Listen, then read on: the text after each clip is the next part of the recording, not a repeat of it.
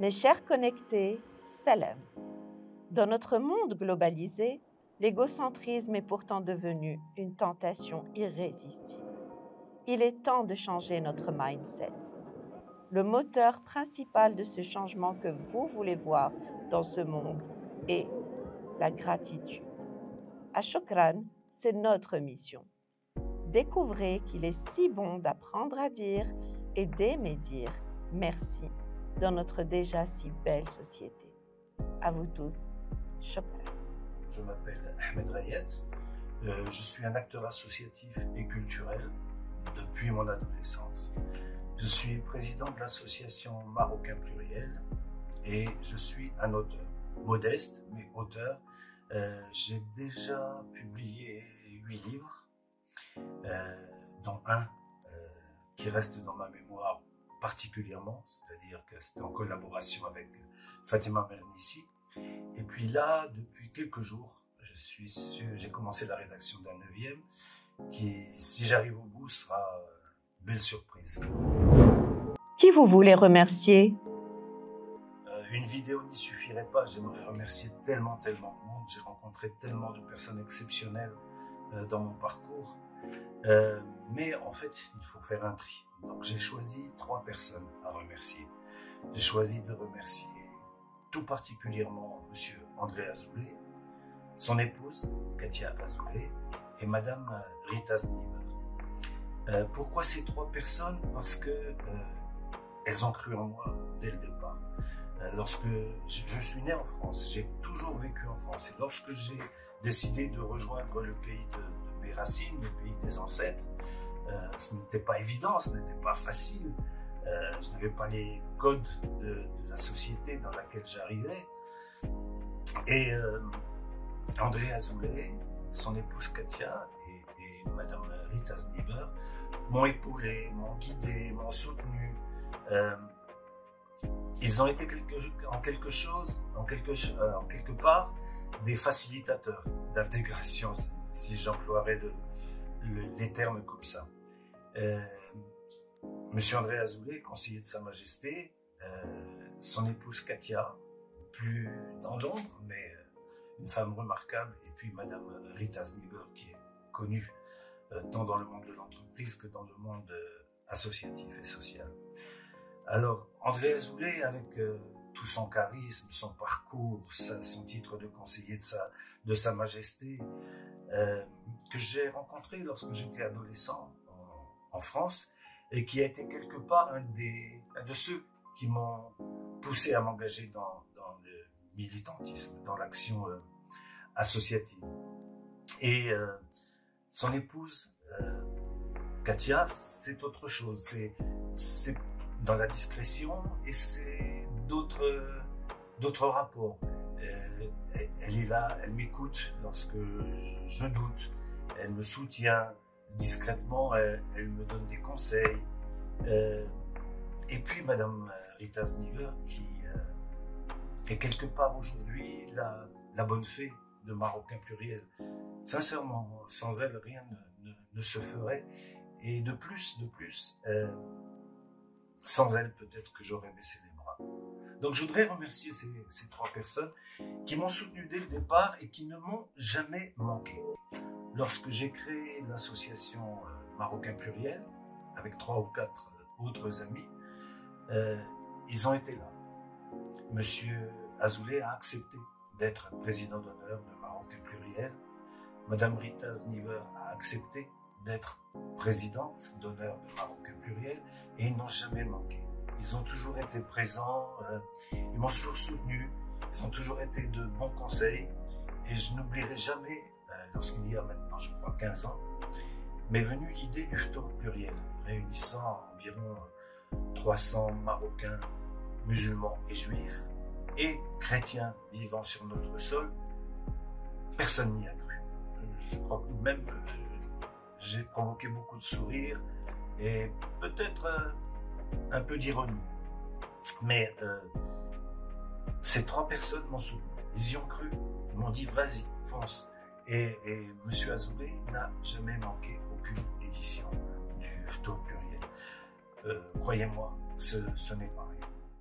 Quelle expérience positive vous a le plus apporté?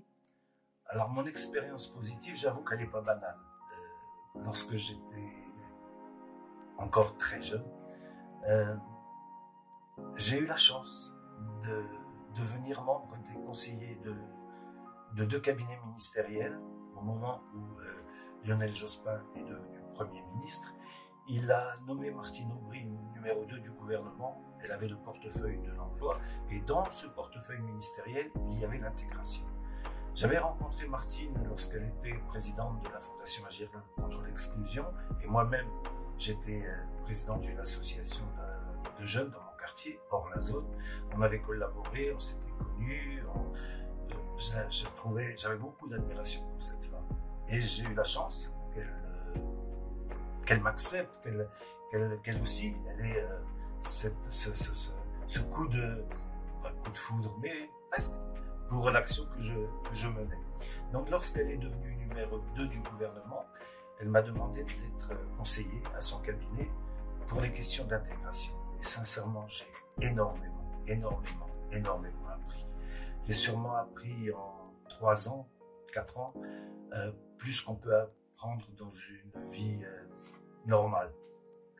Lorsqu'ensuite Martine a décidé de quitter ses fonctions ministérielles pour aller à Lille, où elle a été élue maire, j'ai eu la chance qu'une autre femme ministre, une Marocaine en fait, Elisabeth Guigou, m'appelle auprès d'elle. Là aussi, j'ai énormément appris. J'ai découvert un monde que je ne connaissais pas. Elle m'a fait confiance. Et tant avec Martine Aubry qu'avec Elisabeth Guigou, on a fait des voyages officiels ici au Maroc. Et c'était quelque part un peu une avant-garde. À l'époque, il n'y avait pas encore Rachida Dati, Najat Vallaud-Belkacem. J'étais un franco-marocain qui était attaché à son pays d'origine. Je disais toujours que j'avais de la terre du Maroc à la semelle de mes souliers. Et en même temps, j'étais au service de ministres français. Et je pense que j'ai été une passerelle. En tout cas, j'ai énormément appris et travailler avec des femmes, croyez-moi, je le souhaite à tout le monde, je le souhaite à tout mec. Quelle expérience négative vous a finalement le plus enseigné?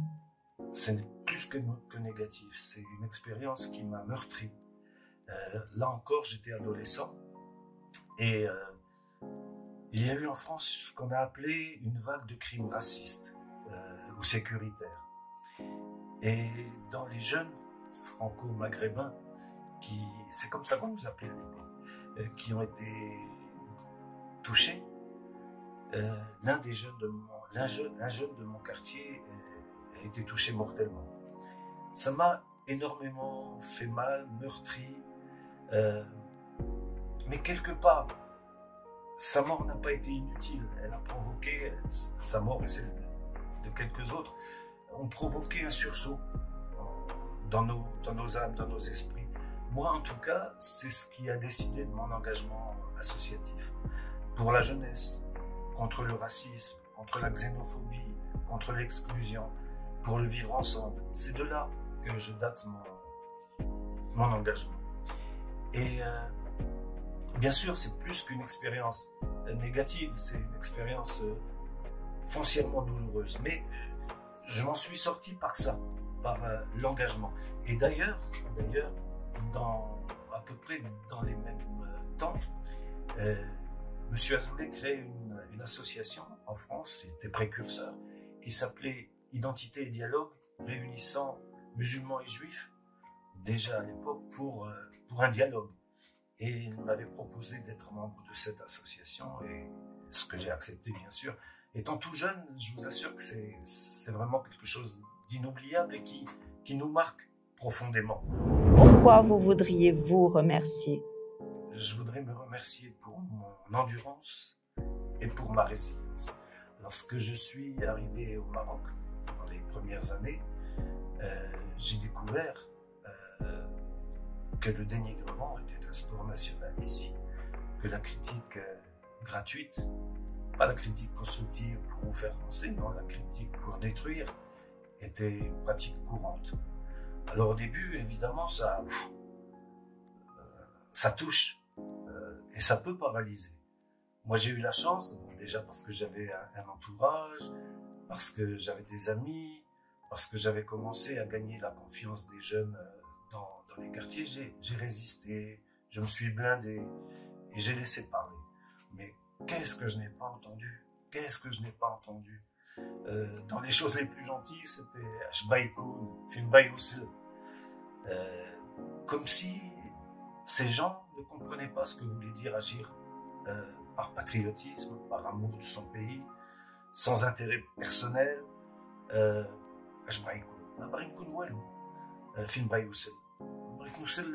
mieux pour mon pays. En fait, c'est ça. Ce qui m'a poussé, ce qui m'a fait tenir, c'est l'envie de servir mon roi. J'ai eu la chance, lorsque Sa Majesté a été intronisée, d'être invité à la cérémonie d'intronisation. C'est une date qui me marquera à jamais, à jamais.